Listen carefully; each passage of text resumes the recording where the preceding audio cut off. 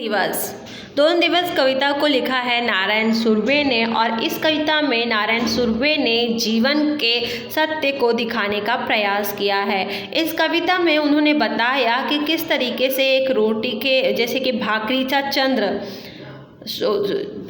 चंद्र शोधना जिंदगी बर्बाद हो गई, किस तरीके से बताया। तो ये भाकरी का चंद्र का क्या मीनिंग हुआ, और इन्होंने पोयम में ऐसी लाइन क्यों डाली है, दोन दिवस वाट पाहण्यात गेले दोन दुखात गेले, कि 2 दिन तो चले गए इंतज़ार में और 2 दिन चले गए दुख में। ये क्या चीज़ है, तो उन्होंने एक्चुअली में क्या क्या चीज़ें और किस तरीके से सच्चाई है सारे जग को उन्होंने सिखाने की यहाँ पे कोशिश की गई है। तो चलिए देखते हैं। 2 दिवस वाट पाहण्यात गेले दोन दुखात गेले, हिशोब करतो आहे किती राहिलेले डोईवर उन्हाळे। यहाँ पे कवि क्या बोल रहे हैं कि कवि की लाइफ में कुछ ऐसा हुआ है कि कवि कुछ पल तो वो दुख में उनका समय व्यतीत हुआ है, इनके लाइफ का टाइम कुछ पल तो दुख में गया है और कुछ पल यहाँ पे कवि के इंतज़ार करते हुए गए हैं। एक्चुअली में कवि चौल में रहते थे और उनका बचपन भी चौल में से ही निकला है, तो उनके साथ ज़िंदगी के कुछ चीज़ें, ज़िंदगी के जो सत्य हैं वो नज़र आए।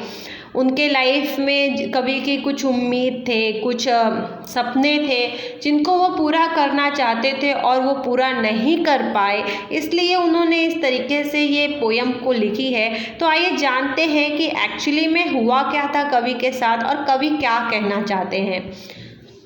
शेकडो वेळा चंद्र आला, तारे फुलले, रात्र धुंद झाली, भाकरीचा चंद्र शोधण्यातच जिंदगी बर्बाद झाली। कवि जब छोटे थे तो कवि के अपने एक अलग सपने थे, लेकिन सोसाइटी अलग, कवि एक तरफ। तो यहाँ पे कवि के सपने थे कुछ पाने का, कुछ कर दिखाने का, और कवि करना चाहते थे, लेकिन कवि वो चीज़ पाना चाहते थे। कवि ने यहाँ पे चांद इसलिए कहा है क्योंकि वो उस चांद को पा नहीं सके। भाकरीचा चंद्र मतलब कि वो जो चांद है उसको उन्होंने एक रोटी का एग्जाम्पल दिया है कि भाकरीचा चंद्र, क्योंकि उनको एक प्यास थी, एक भूख थी अपने सपनों को पूरा करने की, और उसी भूख के लिए उन्होंने भाकरी का चंद्र नाम लिया है, क्योंकि उस चंद्र को वो छू नहीं सके, उसको पा नहीं सके। तो उन्होंने लिखा है कि भाकरीचा चंद्र शोधण्यातच जिंदगी बर्बाद झाली, कि मतलब कि उनकी लाइफ पूरी बर्बाद हो गई। ऐसा क्यों? तो एक्चुअली में क्या हुआ कि कवि अपने सपने को पूरा करना चाहते थे, लेकिन सोसाइटी के चक्कर में अपने ही पेट को पालना, रोज का खाना, रोजाना रोटी हो जाना ही उनके लिए बहुत हो जाता था, उन रात निकल जाती थी। तो इस तरीके से इसीलिए कवि यहाँ पे बोल रहे हैं कि वो अपने सपनों को साइड में करके वो क्या काम कर रहे थे, अपने रोज की जीवन शैली को आगे बढ़ाने के लिए, रोज कम से कम 2 रोटी घर पे आए, खाना मिले, इसके लिए वो अपना लाइफ इसमें बर्बाद कर रहे थे। हे हाथ माझे सर्वस्व, कवि कहते हैं कि मेरे जो ये दोनों हाथ हैं बहुत है, मैं इन हाथों से बहुत कुछ कर सकता हूँ। दारिद्र्याकडे गहाणच राहिले, और ये हाथ सिर्फ उस दारिद्र्य मतलब कभी चौल में रहे हैं तो उनका वो वहीं पे काम करते रह गए, वहीं पे आगे बढ़ने के लिए कुछ करने का चाहते थे लेकिन कर नहीं पा रहे थे, क्योंकि सोसाइटी के इस तरीके से चक्कर में फंसे थे, क्योंकि लोगों की बात मानना, लोग क्या कहेंगे, लोगों की सुनना, दूसरों को खुशी देना, और इसके चक्कर में कवि अपनी लाइफ को बर्बाद कर रहे थे। कधी माना उचावलेल्या, कधी कलम झालेले पाहिले। कवि कहते हैं कि मैं भी इन दोनों हाथों से बहुत कुछ कर सकता था। इन हाथों में पेन, कलम लेके साइन कर सकता था, कुछ बड़ा आदमी बन सकता था, बड़ी पोस्ट में जा सकता था। हर घडी अश्रू वाळवे नाहीत, पण असेही क्षण आले, तेव्हा अश्रूच मित्र होऊन सहाय्यास धावून आले। कवि बोलते हैं कि लेकिन गरीबी इस तरीके से मुझे जकड़ लिया कि मैं आगे बढ़ना चाहता हूँ, ये जो मैं चाहता हूँ वो मैं कर नहीं पा रहा था, क्योंकि सोसाइटी क्या कहेगी, लोग क्या कहेंगे, लोगों की खुशी के लिए, दूसरों के लिए दूसरों के लिए उन्होंने अपने आप को, मतलब इतना उनको दूसरों का दुख उनको सहन नहीं होता था, वो दूसरों को देखते थे, दूसरों के दुख को देख के वो नहीं रह सकते थे, दूसरों के खुशी के लिए बहुत कुछ करते थे, लेकिन खुद के खुशी का वो कुछ नहीं कर पा रहे थे। और इसीलिए उनको इतना दुख था क्योंकि वो अपने सपनों को चाह के भी पूरा नहीं कर पा रहे थे।